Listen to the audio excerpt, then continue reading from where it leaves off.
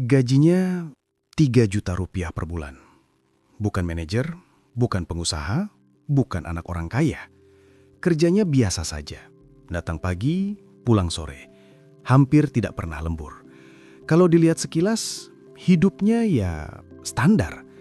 Tapi waktu saya main ke rumahnya beberapa waktu lalu, dia bilang santai, "Alhamdulillah, kemarin baru ambil kafling ketiga." Saya sempat diam.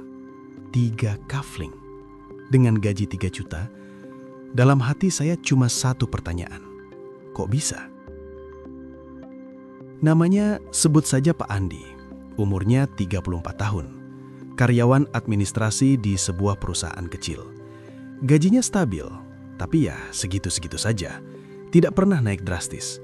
Kalau orang lain mungkin akan bilang gaji segini mah cuma cukup buat hidup. Dan memang banyak temannya yang tiap akhir bulan sudah kehabisan uang. Tapi Pak Andi beda, bukan karena penghasilannya besar, tapi karena caranya memperlakukan uang. Hal pertama yang saya perhatikan dari dia itu sederhana. Dia tahu persis uangnya kemana saja. Bukan kira-kira, tapi benar-benar tahu.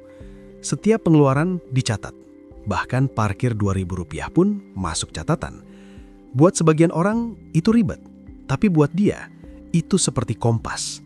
Tanpa catatan, kita cuma menebak-nebak, dan menebak itu berbahaya untuk keuangan. Sementara teman-temannya gajian tanggal 1, tanggal 10 sudah bingung. Bukan karena kurang, tapi karena tidak sadar bocornya di mana. Ngopi tiap hari, cicilan HP baru, makan online, diskon yang sebenarnya tidak perlu. Uangnya habis tanpa terasa. Pak Andi memilih cara yang membosankan, tapi justru itu yang menyelamatkannya. Dia pernah bilang begini ke saya, "Kalau gaji kecil, jangan gaya hidup yang dibesarkan, nanti kita yang dikecilkan." Kalimatnya sederhana, tapi dalam. Dia tidak tertarik terlihat kaya. Dia lebih tertarik benar-benar punya aset. Sementara banyak orang sibuk kelihatan sukses di luar, dia diam-diam membangun di dalam.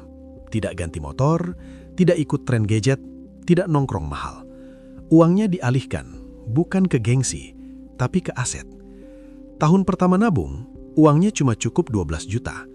Orang lain mungkin bilang, "Ah, kecil, ngapain ditabung?" Tapi dia pakai buat DP tanah kecil di pinggir kota, bukan tanah elit. Bahkan jalannya masih batu. Temannya sempat ngeledek, "Ngapain beli di situ? Nggak ada apa-apa." Tapi dia cuma senyum, karena dia tidak beli buat pamer. Dia beli buat masa depan. 2 tahun kemudian, jalan diaspal. Rumah mulai dibangun. Harga tanahnya naik hampir 2 kali lipat.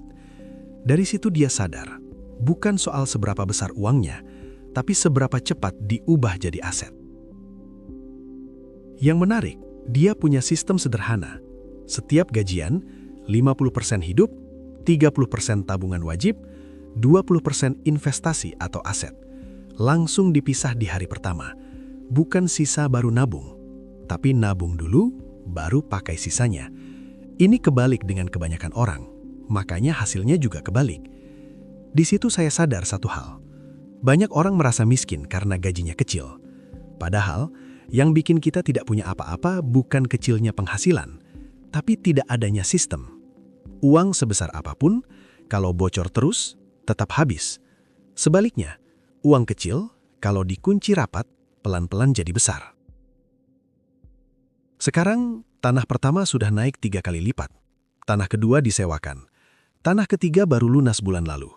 Total nilainya sudah ratusan juta. Dengan gaji yang masih 3 jutaan. Bukan sulap, bukan trading, bukan kripto, bukan bisnis viral. Cuma disiplin yang dilakukan lama. Kadang kita terlalu sibuk cari cara cepat kaya. Padahal yang bekerja justru cara yang membosankan. Mencatat, menabung, menahan diri, beli aset. Ulangi, pelan tapi pasti. Pak Andi tidak terlihat kaya, tapi diam-diam dia aman. Dan mungkin itu definisi kaya yang sebenarnya. Kalau kamu perhatikan, cerita seperti ini banyak terjadi, bukan cuma satu orang. Di video berikutnya, saya akan bahas kebalikannya. Usaha yang kelihatan ramai, tapi ternyata bangkrut karena salah kelola uang. Karena kadang yang terlihat untung justru paling berbahaya. Kalau kamu suka cerita bisnis nyata seperti ini, subscribe saja, biar kita belajar dari kisah-kisah yang jarang dibahas.